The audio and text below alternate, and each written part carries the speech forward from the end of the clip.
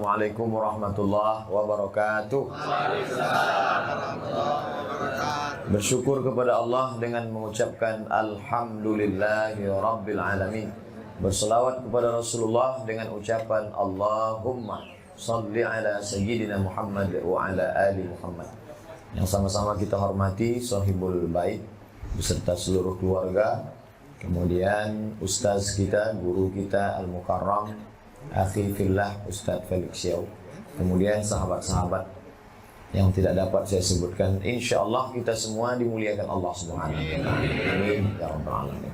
Kami bagi dua sesi 60 menit 60. Hampir tidak ada persamaan di antara kami. Ustaz Felix Xiao, Ustaz zaman now, saya zaman all.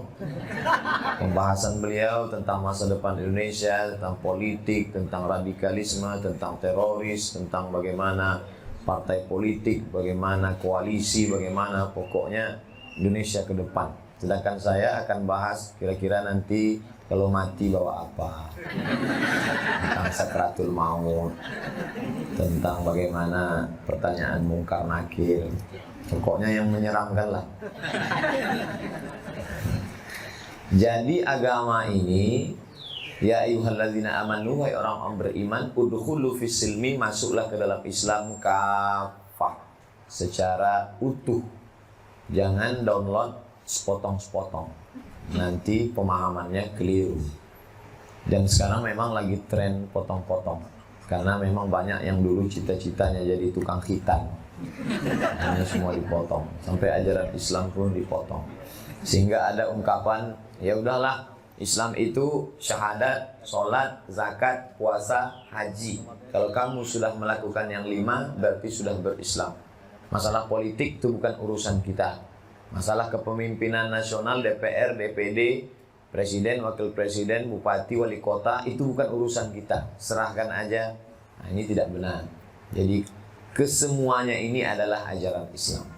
Tapi domain yang terbesar di antara ajaran Islam itu adalah ritual ibadah.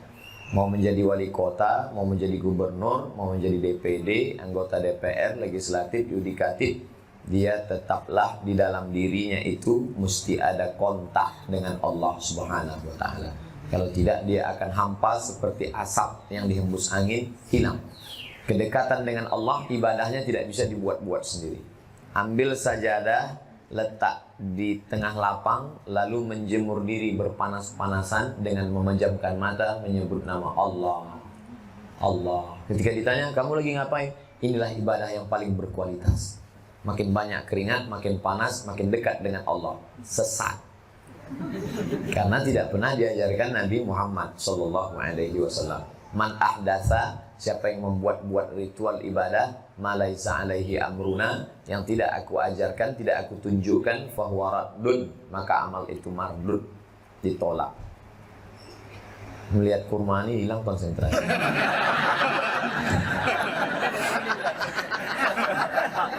Nah, jadi kalau ada manusia, banyak sekali manusia, tapi ada manusia yang dipilih oleh Allah Subhanahu wa ta'ala. Di antara manusia ini ada yang dipilih jadi nabi. Nabi banyak sekali, di antara nabi ada yang dipilih jadi rasul. Rasul banyak sekali, ada yang dipilih 5 ulul azmi. Di antara ulul azmi ada lagi puncaknya, itulah dia Sayyidina Muhammad sallallahu alaihi wasallam. Itu hak prerogatif Allah. Jadi kita nggak perlu komplain, karena kawan-kawan yang dari jurusan filsafat dulu ada komplain. Saya nggak setuju tuh Nabi Muhammad jadi nabi.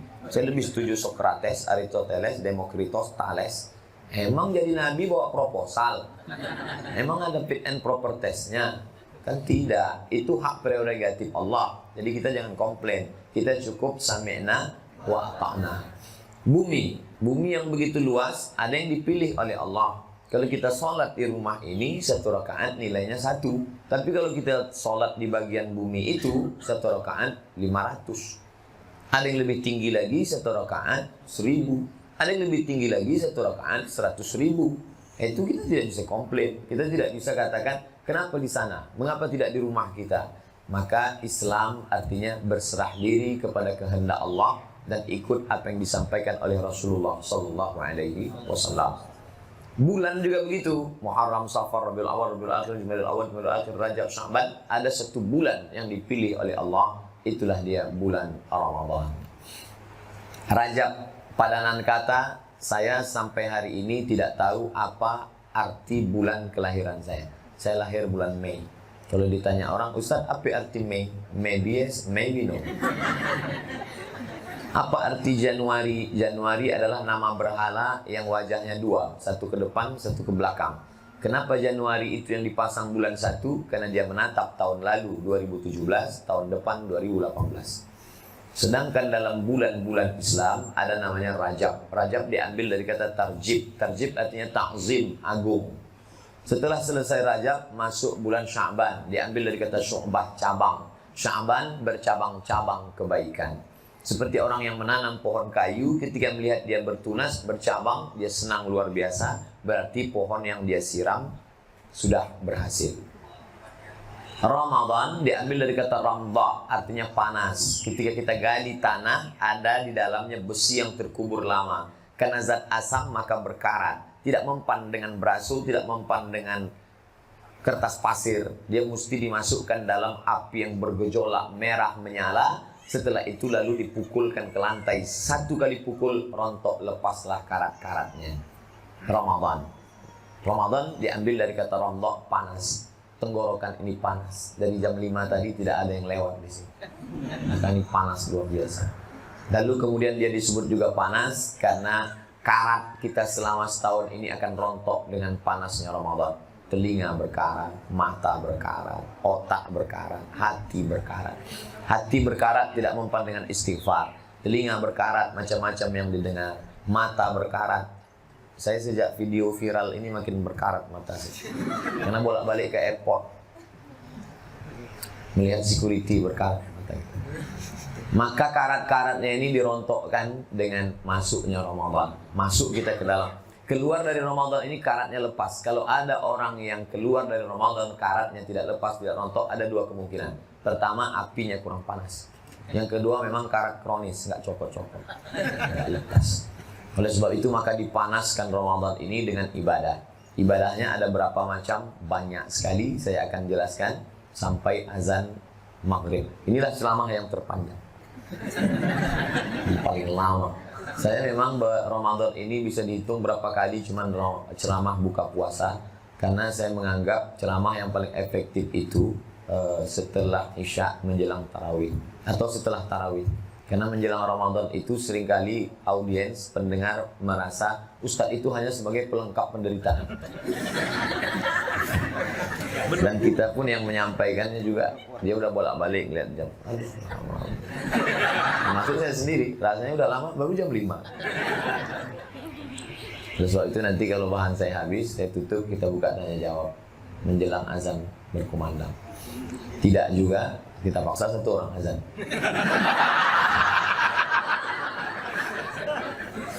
Ibadah yang pertama adalah sesuai yang tertulis dalam Al-Quran. Ya ayyuhalladzina amanu, hai orang beriman, kutiba alaikumus syiyam. Nama ibadahnya syiyam. Syiyam itu padanan katanya adalah imsak. Imsak artinya menahan, menggenggam. Saya menggenggam mikrofon, ana umsiku mikrofon imsakan. Imsak artinya menggenggam.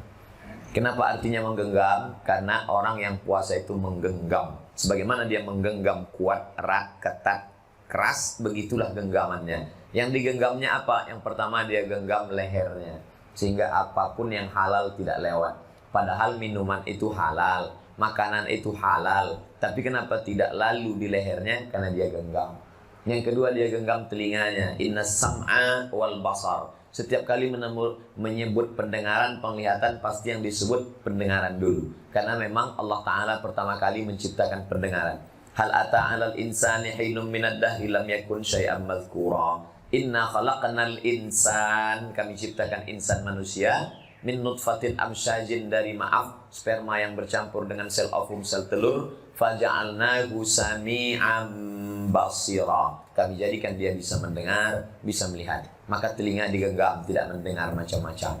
Alhamdulillah Ustaz, di bulan Ramadan ini suami saya semua CD-CD lagu-lagu yang tidak baik dia sudah masukkan, semua buang. Dia ganti MP3 Syekh Abdurrahman Sudes, Syekh Su'ud Surem, Syekh Mu'aikli. Alhamdulillah. CD-CD-nya di mana? Simpan di koper. Ntar habis Ramadan keluar lagi. Lalu kemudian mata juga. Selama ini mata melihat kemana-mana, tapi di bulan Ramadan mata genggam. Makanya dari tadi saya nggak ada ngeliat ibu-ibu. Kalaupun ngeliat dikit-dikit. Sampai-sampai pikiran, apa yang terlintas di pikiranmu yang terbersit di hatimu. Wa in tubdu ma fi anfusikum, kalau kau nyatakan apa yang ada di hatimu, au tukhfuhu, atau tidak kau nyatakan, kau simpan, yuhasibukum bihillah, kelak akan dihisab, dihitung di akhirat. Berat sekali. Yang terlintas di hati pun tetap juga dihitung. Akhirnya datang mereka menghadap ke Rasulullah. Ya Rasulullah, kalau gini hidup kami nggak sanggup. Masa semua yang terlintas di hati dihitung? Kita duduk di pinggir jalan, ngelihat orang besar pakai baju kekecilan, orang kecil pakai baju kebesaran. Tentu terlintas macam-macam. Masa dihitung juga di akhirat? Kalau gini kami nggak sanggup ya Rasulullah. Turun ayat, la yukallifullahu nafsan illa wus'aha. Kalau sekedar terlintas, tahan. Makanya kadang orang nggak ada angin, nggak ada hujan, tiba-tiba tepuk jidat. Astagfirullah. Itu artinya ada terlintas sesuatu. Astagfirullah. Kenapa mas ingat sesuatu? Ingat apa? Ingat mantan. Nah, oleh sebab itu semua digenggam. Mulut digenggam. Alhamdulillah sekarang. Kalau dulu orang ngomongin aib bicara orang lain, sekarang alhamdulillah mulut udah berhenti. Kemana? Pindah ke jempol. Al-yawma nakhtimu ala afwahihim, hari itu mulut terkunci. Wa tukallimuna aydihim, tangan ngomong. Nauzubillah. Makanya kata Nabi, man lam yada' qaulaz zur, siapa yang tidak meninggalkan ucapan kata-kata zur, dusta, bohong, palsu, ngibul, enggak benar, falaisa lillahi hajatun fi ayyada'a ta'amahu wa syarabahu. Ta'am, food, makanan dia tahan. Syarab, drink, minuman dia tahan. Makan bisa ditahan, minum bisa ditahan, tapi ucapan, kata-kata, perbuatan tidak ditahan, gak ada gunanya. Makanya ada ungkapan hadis, rubba sa'imin laisa lahu min siyamihi, betapa banyak orang gak dapat pahala puasa apa-apa, illal juh, lapar saja. Cuman lapar doang, cuman lapar aja. Kenapa? Karena tidak meninggalkan. Maka ibadah yang terberat adalah siam. Ibadah terberat siam. Ustaz, saya terus terang, kalau makan bisa saya tahan. Memang saya biasa diet. Minum bisa saya tahan. Tapi kalau ngomong ini Pak Ustaz, luar biasa. Dan puasanya zaman Maryam itu memang nggak ngomong. Inni nazartu lirrahmani sauma. Aku bernazar melaksanakan siam saum. Walan ukallimal yauma insiya. Aku tidak akan bicara. Tak ada bicara. Jadi kalau ditanya, apakah orang zaman dulu itu puasa Pak Ustaz? Ya, tapi puasanya berat. Nggak makan, nggak minum, nggak bicara. Andai puasa zaman Maryam itu diterapkan sekarang, nggak ada kultum. Menjelang berbuka, dia. Kalaupun ada kultum, alhamdulillah. Makanya umat Muhammad SAW boleh ngomong, tapi ngomongnya uhilla lakum lailatas siyamir rafasu ila nisa. Nisa, perempuan. Pada malam hari kamu boleh datang kepada nisa, perempuan. Ayat itu membatalkan syariat puasa zaman dulu. Puasa zaman dulu siangnya tahan makan minum, malamnya tetap boleh makan tapi nggak boleh berhubungan. Dalam syariat Nabi Muhammad boleh. Uhilla lakum, dihalalkan bagi kamu mendatangi perempuan. Maksudnya istri kamu, bukan semua perempuan. Karena sekarang banyak jamaah yang bisa menginterpretasikan ayat sendiri. Cerdas jamaah zaman sekarang. Nah, oleh sebab itu ibadah yang pertama diisi di bulan ini adalah siam. Tahan. Assalamualaikum, waalaikumsalam. Gimana kabarnya anak Sianu? Kabarnya sudah nikah, nggak punya suami? Oh, kita sekarang sedang siam. Tapi saya sudah dapat TM ini. Gimana kan mubazir? Ntar habis buka kita sambung. Di sini kekeliruannya. Dipahami puasa ini menumpuk amal. Banyak orang menganggap bulan puasa numpuk amal, ditumpuk sebanyak-banyaknya. Bukan. Bulan Ramadan bukan bulan menumpuk amal. Ramadan madrasah. Ramadan adalah bulan pelatihan pembentukan kepribadian. Kata pepatah Melayu, alah bisa karena biasa. Kalau sudah terbiasa menahan telinga, menahan mata, menahan pikiran, menahan hati, menahan lidah, menahan tangan, menahan kaki di bulan Ramadan, maka setelah Ramadan akan ada Syawal. Apa itu Syawal? Syawal sudah umum sekali. Boleh diadakan survei, silakan pakai lembaga survei Indonesia. Berapa orang bernama Syawal di Indonesia? Laki-laki Syawal, perempuan Syawaliyah. Saking banyaknya. Syawal itu apa? Kita lihat penggunaan kata Syawal dalam bahasa Arab. 1. Kalau ada timbangan yang pakai neraca, tiang di tengah, ada kiri, ada kanan. Ketika benda yang akan ditimbang diletakkan, satu naik ke atas, satu turun ke bawah. Yang naik ke atas disebut dengan Syawal. Ada neraca naik ke atas, Syawal. Ekor kambing turun ke bawah, ekor ayam turun ke bawah, ekor kucing turun ke bawah. Tapi ada ekor yang naik ke atas, ekor kalajengking. Namanya Syawal. Sekarang sedang sensitif bicara kalajengking. Ekor yang naik ke atas disebut Syawal. Onta ketika musim panas maka mulutnya dikerubungi lalat. Maka onta menaikkan ekornya ke atas untuk mengusir, menghalau lalat. Orang Arab menyebut syawwalatil ibilu. Syawwal, onta itu sedang menaikkan ekornya ke atas. Berdasarkan 3 penggunaan kata tadi, maka makna Syawal artinya naik ke atas, meningkat.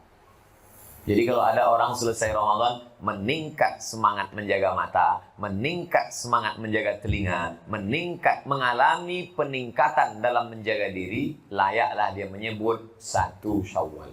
Tapi kalau tidak, sebut saja 17 Juni. Karena dia tidak Syawal. Syawal artinya peningkatan. Gimana? Bulan Syawal sudah meningkat? Alhamdulillah Pak Ustaz. Apa yang meningkat? Yang meningkat 3. Iman meningkat, amal meningkat, ilmu meningkat. Kenapa imannya meningkat? Karena dia sedang merasakan kedekatan dengan Allah selama bulan Syawal Ramadan. Kenapa ilmunya meningkat? Kultum subuh, kultum zuhur, kultum asar, kultum maghrib, kultum isya, kultum tarawih, kultum tahajud malam. Kenapa amalnya meningkat? Sholat, zakat, puasa, haji, tarawih, iktikaf, banyak amalnya. Maka yang 3 meningkat, iman, ilmu, amal.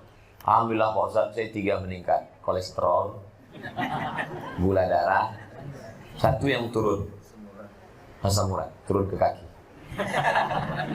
3 mesti ada peningkatan. Oleh sebab itu, ini kita hari yang ke-21. Mas mau cepat. Hari ke-19 ini, maka 18. Hari ke-18 ini kita memang betul-betul muhasabah diri, karena nanti 20 malam 21 itulah puncaknya, yaitu malam i'tikaf. 19, 20, 21, malam 21 terus. Karena kepala ini kalau tidak dibenturkan dengan i'tikaf, saya mau i'tikaf di masjid mana, mau amal apa, mau dengar kajian siapa, baca Qur'annya berapa juz, itu kalau tidak, maka dia akan bermikirkan yang lain. Ordennya warna apa, bajunya, kuehnya, pakai bentuk sirupnya warna-warni, atau masa sama-sama sirup tetangga. Itu semua. Makanya kepala itu harus. Itu gunanya bagus kajian ini. Artinya apa? Kita merenungkan lagi. Yang lalu sudah berlalu 17 hari, menangis air mata darah, minta mundur lagi nggak bisa. Lan tarji'al ayyamul lati madat. Yang lalu tidak dapat diulang kembali. Kita hanya bisa mengisi yang ke depan. Anggaplah ini Ramadan terakhir. Ini Ramadan terakhir. Ustaz Felix, anggaplah ini Ramadan terakhir dan ini pertemuan kita yang terakhir. Setelah ini kita akan ketemu ya di tempat lain. Oleh sebab itu kata Nabi, kalau sholat, sholatul muwaddi', seakan-akan sholat terakhir. Ini sholat terakhir, habis ini saya nggak tahu. Mungkin mati setelah ini. Maka akan khusyuk sekhusyuk-khusyuk. Makanya banyak orang sholat santai, nggak khusyuk. Kenapa? Nanti kan ada lagi. Begitu juga dengan Ramadan. Kamu kenapa santai Ramadan nih? Tahun depan kan ada lagi Ramadan. Ramadannya ada, kita belum tentu ada. Coba pejamkan mata, bayangkan sahabat-sahabat, teman-teman yang dulu sama dengan kita, masih terbayang senyumnya, masih ingat namanya. masih terbayang, teringat, tapi hari ini dia sudah tidak ada. Kita mau datang ke rumahnya, hanya anaknya, hanya keluarganya. Santunan anak yatim, karyawan PT, BUMN, perusahaan anu. Ini kawan-kawan kami yang tahun lalu masih buka bersama loh Pak Ustadz. Hari ini sudah nggak ada. Hari ini kita ngusap kepala anak orang. Tahun depan, bulan depan, bahkan besok pagi kepala anak kita diusap kepalanya. Karena kita sudah mendahului mereka. Oleh sebab itu kita anggap ini Ramadan terakhir. Ibadah pertama yang kita uploadkan, kita isikan, maka yang namanya siam. Yang kedua, qiyam. Nah, ini ibadah. Kalau siam, siang. Kalau malam, qiyam. Qiyam diambil dari kata qama. Tempat. Qama artinya tegak. Qama, tegak. Kebalikan dari bahasa Indonesia. Qama, telentang. Gimana sih anu? Udah qama. Pakai huruf qama, artinya tegak. Tempat tegak berdiri disebut dengan maqam. Makanya orang yang sedang duduk disuruh berdiri iqamat. Iqamat. Qad qamatis salatu, qad qamatis salah. Allahu akbar, Allahu akbar, la ilaha illallah. Belum azan maghrib. Karena orang sensitif mendengar ini. Banyak yang naran air liur. Belum, masih lama. Nah, oleh sebab itu maka disebut tempat tegak berdiri itu maqam. Maqam Ibrahim. Maqam bukan kuburan. Tempat kita kalau udah disebut hati-hati maqam tuh. Maqam artinya tempat tegak berdiri. Maka penggunaan kata maqam untuk kuburan tidak tepat. Karena maqam tempat berdiri. Tidak ada orang berdiri di kubur. Baring semua. Maqamam mahmuda. Mudah-mudahan Allah menempatkanmu di tempat berdiri yang terpuji. Bertahajudlah. Maka ibadahnya disebut dengan qiyam, tegak. Ketika semua orang sedang niam, ada hamba Allah yang qiyam. Niam, tidur. Tidur semuanya. Tapi ada satu hamba yang tegak. Qiyam, berdiri. Nama ibadahnya qiyamul lail. Tegak lail di waktu malam. Tegak di waktu malam. Secara umum namanya qiyam. Tapi di dalam qiyam ini ada lagi sub satu-satu. Yang pertama namanya tarawih. Tarawih diambil dari kata tarwihah. Tarwihah artinya duduk santai. Berhenti sejenak, tarwihah. Berhenti sejenak, tarwihah. Berhenti sejenak, tarwihah. 3 kali tarwihah, bahasa Arabnya tarawih.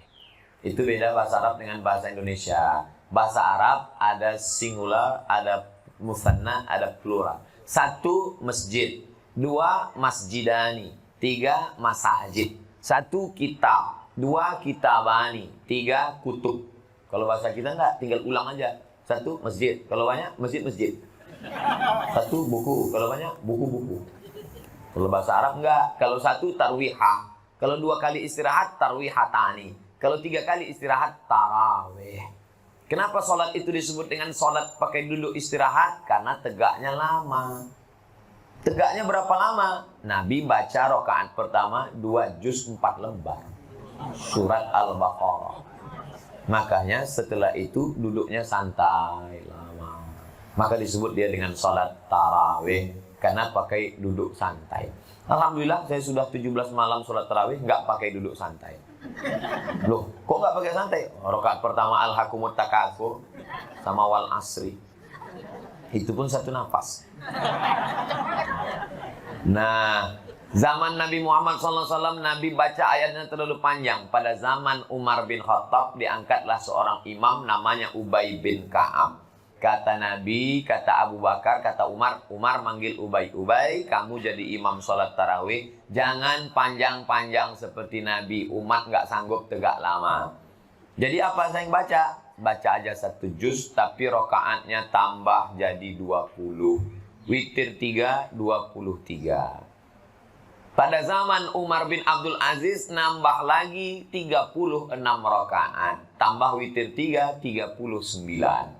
Di Son'a, di Hadramaut Tarim, ada masjid buat 100 rokaat.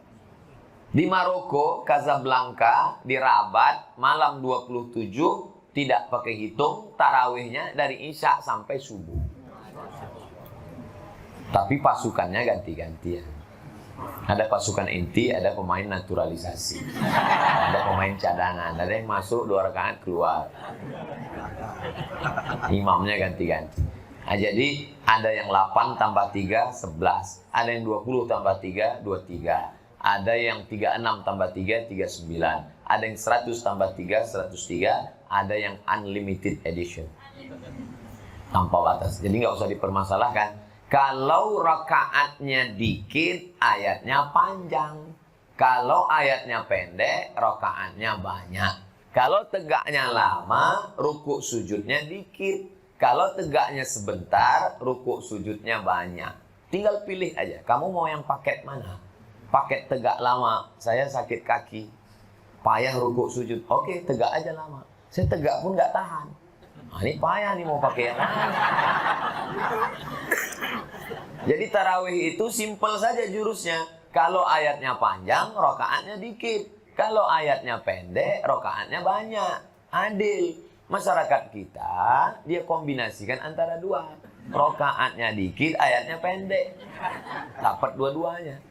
Ini saya jelaskan supaya kita jangan kelahi. Karena inti dari ibadah itu adalah ngisi malam itu dengan lama, banyak, tegak. Habis tarawih, witir. Witir artinya tunggal. Witir artinya tunggal.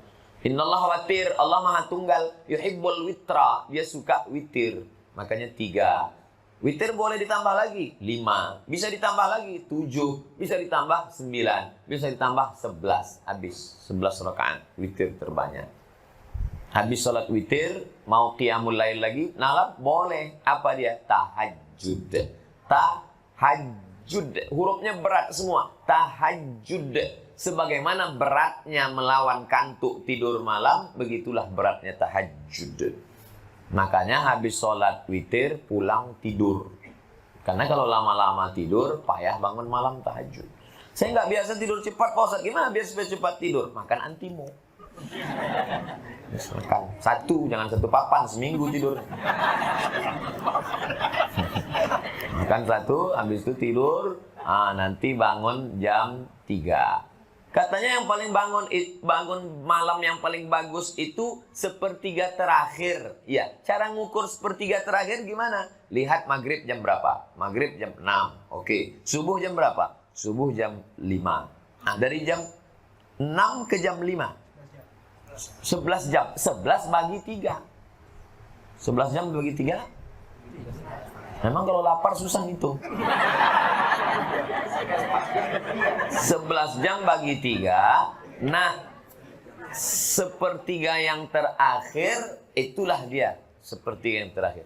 11 jam bagi 3. Jadi kalau gitu bangunnya kira-kira jam berapa? Jam 2 sekian. Nah, itulah dia yang dimaksud dengan sepertiga terakhir. Nanti kalau ditanya, kapan waktu yang paling afdal? Sepertiga terakhir malam. Kapan itu? Pokoknya jangan tanya-tanya. Cara baginya begitu, kata Syekh Ali Jum'ah Mufti Mesir. Jam 2 sekian bangun malam. Jadi kalau selesai tarawih jam 10, 11, 12, 1, 2. Itulah tidur yang paling berkualitas. Jadi kalau ada orang mengatakan tidur itu 8 jam, tidak sama. Buktinya kawan kita yang kerja, sahabat kita yang kerja di waktu malam, dia tidur siang. Nggak cukup. Tidur dia dari mulai habis subuh sampai pada asar. Sholat asar jamak takhir. 10 jam dia tidur, 12 jam tetap badannya lemas. Karena tidur itu bukan kuantitasnya, tapi kualitas. Tidur yang paling berkualitas habis isya malam, kemudian tidur siang sebelum zuhur atau setelah zuhur setengah jam atau 1 jam. Namanya qailulah. Itu yang paling berkualitas. Tidur sebentar aja. Nabi Muhammad tuh tidurnya dikit. Kita dikit-dikit tidur. Dikit-dikit tidur. Parah. Orang barat itu susah sekali tidur. Sampai kena penyakit insomnia. Susah tidur. Orang kita mudah aja. Ngelihat khotib. Wah. Belum khotib naik mimbar. Baru ngelihat khotib datang. Insya Allah. Oleh sebab itu maka bangun malam tidur. Kemarin ada teman ngirim video pendek ke WhatsApp. Ada saya lihat bule tidur, di atasnya ada tangan. Nah, itu bagus juga jam. Bagus, bangun tidur malam. Nah.